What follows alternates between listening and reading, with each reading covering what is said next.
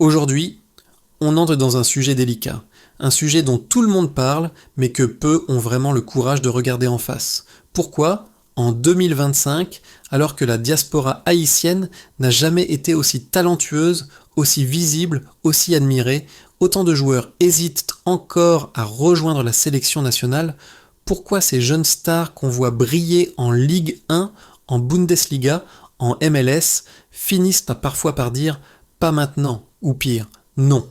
Bienvenue dans cet épisode. Pourquoi les stars de la diaspora refusent-elles Haïti ? La vérité que personne n'ose dire. Pour commencer, il y a une chose essentielle à comprendre. Choisir une sélection, pour un joueur binational, ce n'est jamais un choix simple. Ce n'est pas juste une histoire de maillot, de drapeau ou de statistiques. C'est une décision intime. Une décision qui mélange les origines, la famille, le futur, la carrière et parfois même les peurs. Et dans le cas d'Haïti, cette complexité est encore plus profonde. Et justement, quand on regarde de plus près, on découvre un premier obstacle, l'incertitude. Pas l'incertitude du cœur, l'incertitude du système. Les délais administratifs qui s'étirent, les convocations qui changent, les stages qui se déplacent, les infrastructures limitées, les communications qui ne sont pas toujours fluides. Pour un joueur qui appartient à un club exigeant, où chaque jour compte, où chaque détail peut influencer une carrière, ces instabilités deviennent un vrai frein. Les clubs veulent une chose, la prévisibilité, et Haïti, malheureusement, ne peut pas toujours la garantir. Mais ce n'est pas tout, car il y a une autre réalité dont on parle rarement, la pression des fans, cette passion incroyable, unique, que seuls les Haïtiens savent offrir. Dès qu'un joueur de la diaspora poste une photo, il reçoit une avalanche de commentaires. Vini joué pour payu. Nous besoin ou parenmen Haïti. C'est beau, c'est puissant, mais parfois c'est étouffant. Plusieurs joueurs avouent qu'ils ont peur de ne pas être à la hauteur, peur d'être critiqués s'ils viennent, peur d'être rejetés s'ils ne viennent pas.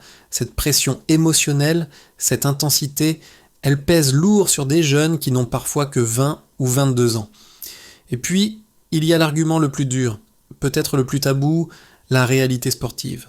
Haïti a du talent, un potentiel énorme, une diaspora exceptionnelle, mais les joueurs comparent.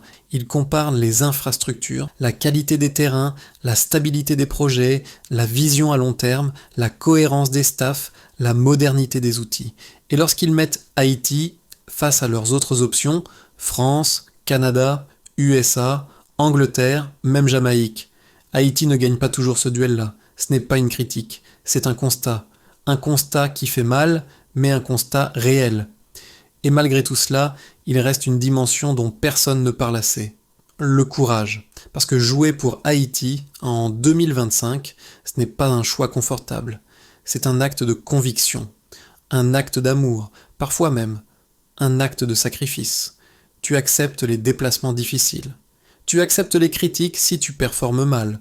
Tu acceptes de t'exposer dans un environnement instable. Mais en échange, tu reçois quelque chose que tu ne trouves nulle part ailleurs. Tous ceux qui ont franchi le pas le disent.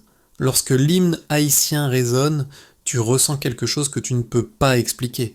Tu joues pour un peuple, pas pour une fédération. Et ça change tout. Alors, au final, pourquoi certains refusent encore ?